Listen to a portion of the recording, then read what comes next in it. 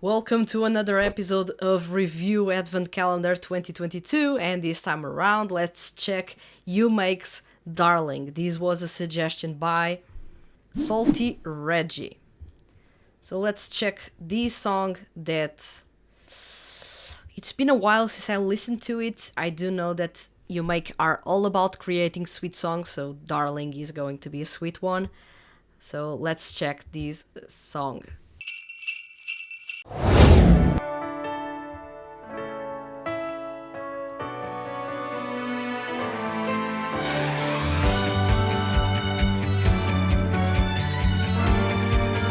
Listen to that complexity right off the start. The soaring strings, the simple guitar melodies that are going on, the drums really going for close, tight hi-hat notes, the piano that is really beautiful. This is all composed by Kentito. Believe it or not, it is all composed by Kentito. UMake work as a unit in the way that Kentito sings, of course, but he composes the songs, and Yoshiki Nakajima sings, of course, but he writes the lyrics. So it is really interesting to see that Kentito, when he's composing songs, he composes with this level of complexity right off the start.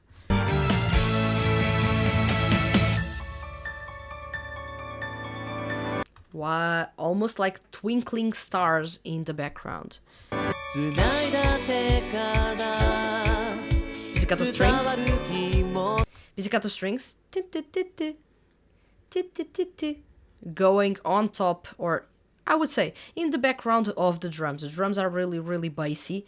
You can tell that the drums were not played by a live kit, but by an electronic kit. It is almost the same as regular drums, but it is electronic.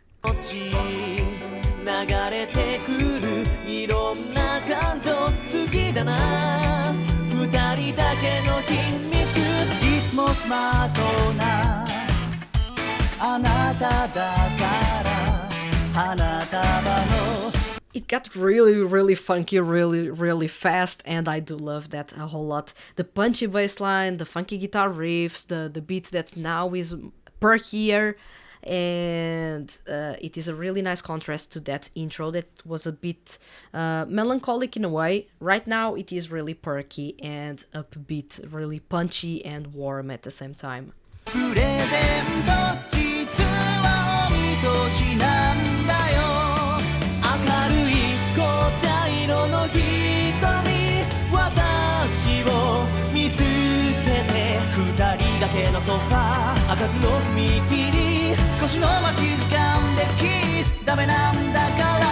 That dynamic between Kentito and Yoshiki Nakajima's vocals is really interesting.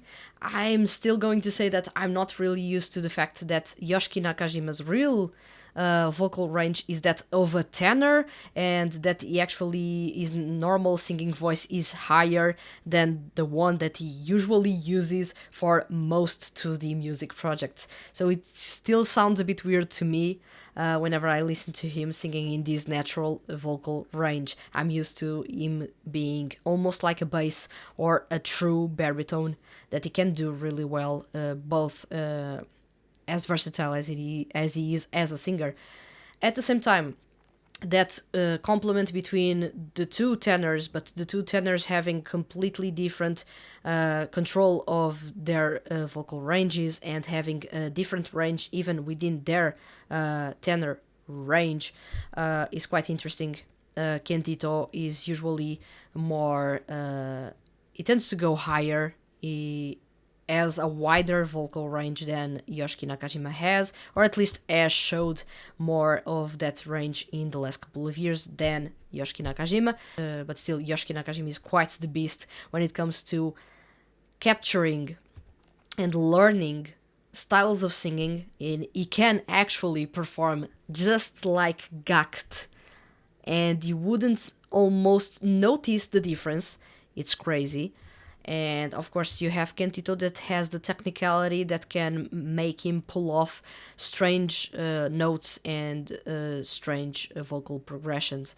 And right here, of course, you do not have that technicality, but you have two really skilled singers, all this to say that you have two really skilled singers teaming up, delivering a really warm performance that makes the best out of their control, their vocal range, and their tone, and it sounds really cozy right off the bat.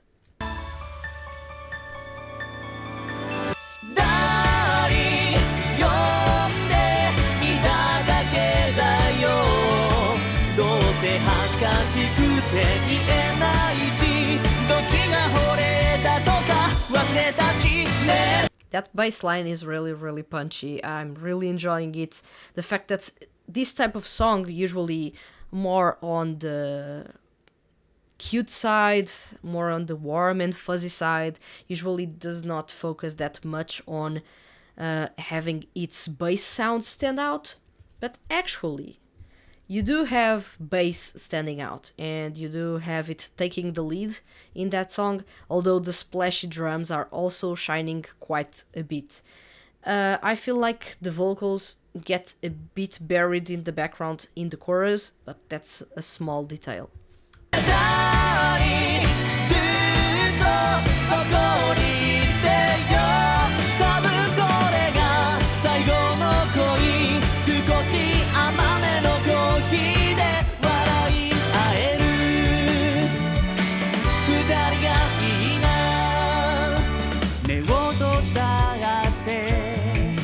Just notice how smooth Kentito is.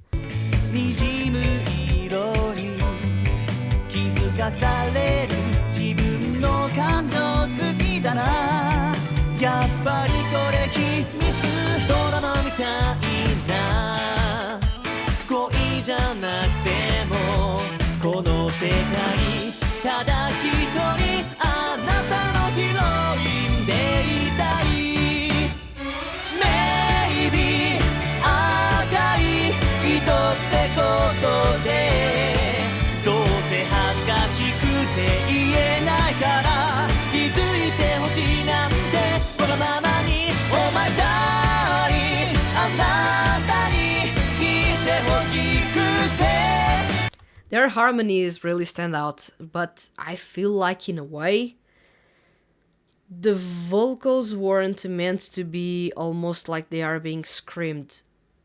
But that's yet another detail that I'm picking up from this performance.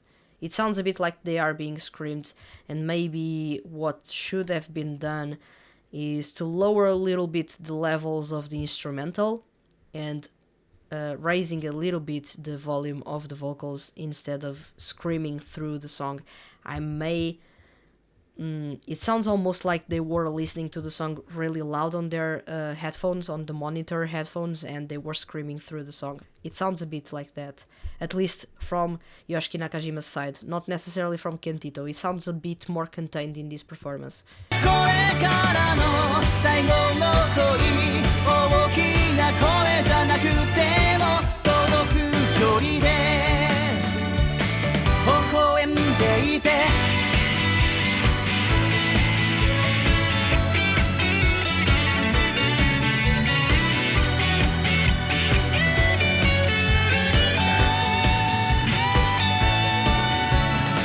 The twin guitar solo is one thing that I love about UMake, and in this song you actually have that. It's really an awesome treat for those that love guitar solos, and it is a really awesome touch to a song that was building up the emotions up until now and had to find a way to let go of those in a really tasteful way. And you get that in this side of the song, or really in this part in the bridge. 思い出は花になって一つずつ束ねるまるであの時のねだり呼ばれて弾む胸が刻む人がバレないようにでもこの手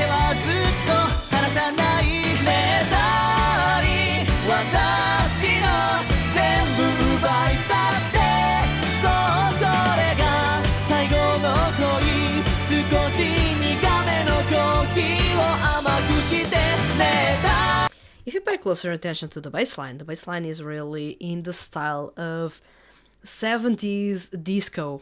Boom, boom, boom, boom. It's really steady. It's really there to set a groove. And it makes actually this song sounds really groovy. Although it's not necessarily a song to boogie down. But it is really, really groovy from start to finish. And it is relentless. That bass line never stops. Really never stops. あなたの声で目覚めるやがれこのブケ